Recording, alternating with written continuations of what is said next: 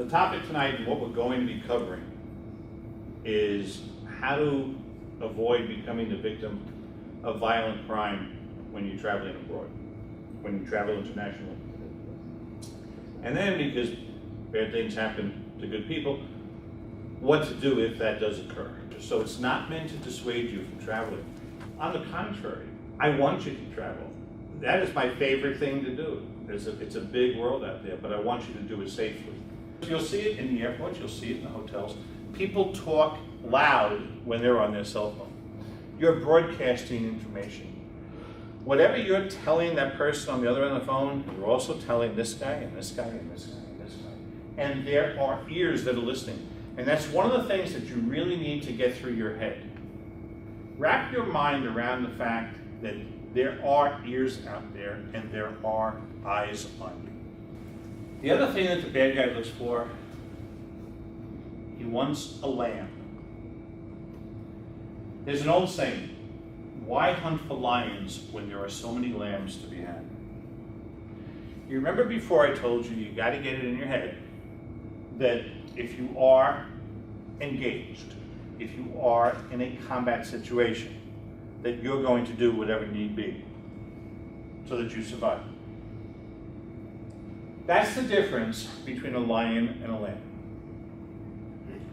If you're walking down the street and you're walking like this, you're erect, you're maintaining eye contact with people that you come into contact with, your shoulders are squared, and I don't care if you're a male or female. Your shoulders are squared, and you have a look on your face that says, you don't have a mean look, you don't have an antagonizing look, you have a look on your face that says you're confident. Your whole body language says that you're confident. Are you going to pick on that guy, or are you going to pick on the guy that... God, it's getting dark. Most times, they're going to come up to you, they're going to have the knife in their hand, they're all going to say the same thing. These aren't rocket scientists. They're going to come up to you and they're going to go, give me your money. And they're going to hold the knife like that. They're not going to hold it like this, but they're going to hold it like this, give me your money. So I'm walking down the street, and when I come up to you, that's what you're going to say. Give me your money. Oh, hold on, don't hurt me, don't hurt me. All right, what did I do? I backed up and I put my hands up. Now, the reason I do this, a couple of reasons. Number one, I put my hands up because I want him to know, oh, hey, no problem, guy, you're in charge. I'm not going to fight you. I don't have a weapon. You have to understand, at the point where he comes up and makes that overt move, up to that point, he's nervous.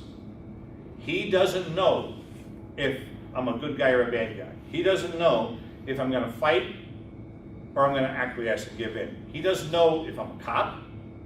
He doesn't know if I have a weapon on me. He doesn't know how I'm going to react. So he's nervous. And a nervous bad guy is a dangerous bad guy. That's right.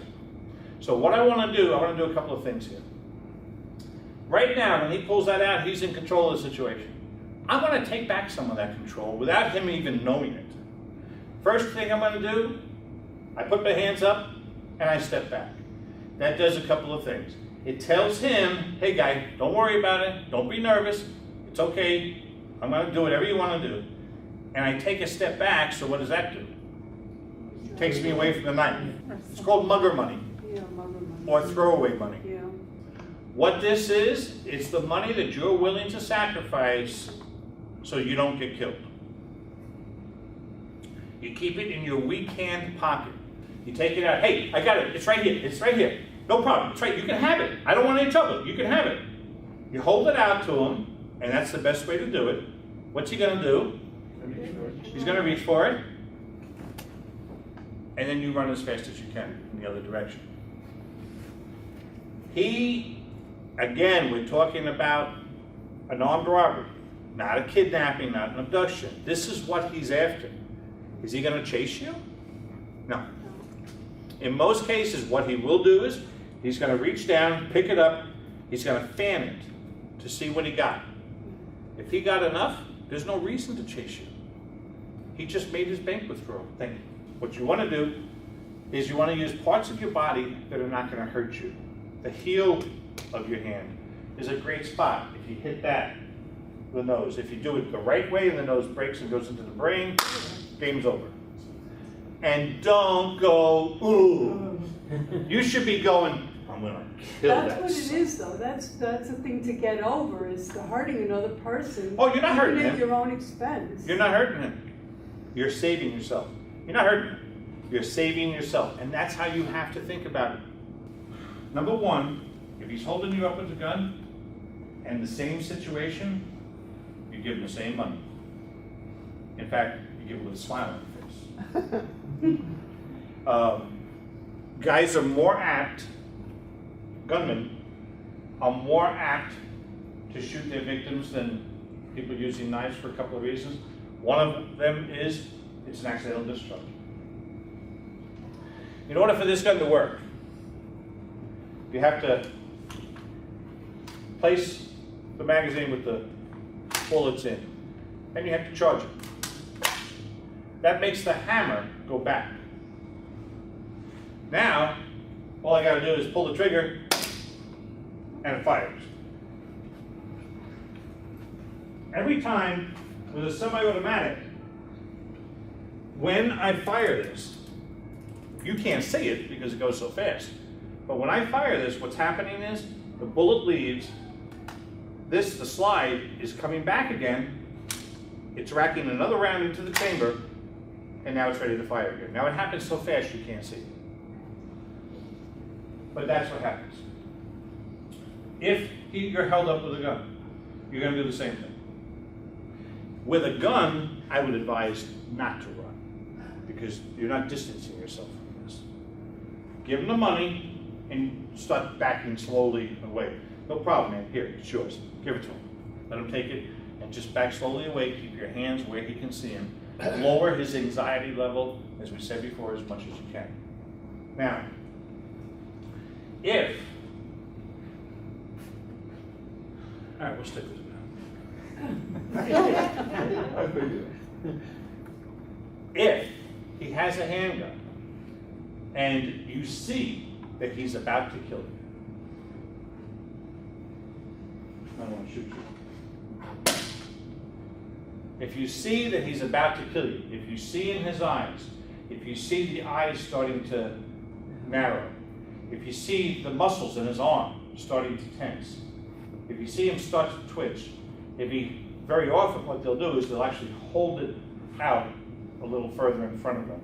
If you see that happening and his hand is now on that trigger, he's going to kill you. You got nothing to lose. So what you would do is you would bring your hand up as fast as possible. What you want to do, if you can, is grab the top of the gun. The reason is, when that shoots, I'm going to get one shot off, the shot that's in there. If you're holding this, it's not going to move back. I can't fire again. So if you're holding that tight, as I've fired whatever shot. Now maybe that shot hit you, but maybe it didn't. If it didn't, you're ahead of the game. Now, again, you've stopped it from firing. You can look up. In order for that to fire another round, I'm going to have to rack it again. So once you get that down, now that gun is useless unless it's racked again. Now you have to take it down. He's asked for my money, I don't have it, or I gave it to him and it's not enough, or he's just a psycho who's decided he wants to kill me. He's standing in front of me, my hands are up. Don't put your hands up any more than you have to when you're dealing with someone like this. If you go like this, there's nothing you can do. If they're down here, you can. Now, if I move, try to stay with this knife. Has nothing to do with me being fast. It has to do with action is faster than reaction. If you're at the point where he's about to, you have no doubt he's going to kill me, move it out of the way. Once you've done that, you then have to either hold on to that knife, get him down to the ground, and disable him. When you check into a hotel, and regardless of where you travel, whether it's internationally or domestically. One thing that you should do, remember we said before, although the focus of this is how to resist, how to survive, and how to make yourself a hard target as far as violent economic crime, we also said that when you travel, you're going to encounter things like natural disasters, that type of thing. Fire is always a danger. So one of the things that you should do when you get to your room, when you get to the floor where your room is, as soon as you come out and you see where your room is, you need to count how many doorways between your room and the fire exit. Because if there's a fire, you're going to be low to the floor. There's only that much space that is not going to be filled with smoke. You got maybe 1.5 feet. So you're going to be crawling. You're not going to be able to see where the fire exit is. So if you know that the fire exit is 5 doorways on the left from your room, all you have to do is come out, crawl down, touch the doorways, and when you get to the 5th one, that's the fire exit. Okay? To employ that situational awareness we spoke about, to lower your targetability profile, don't shine the spotlight on yourself. Don't wear the Omega or the Rolex when you're in certain places. Buy a cheap timers or something to do. The bags for the women, we spoke about that.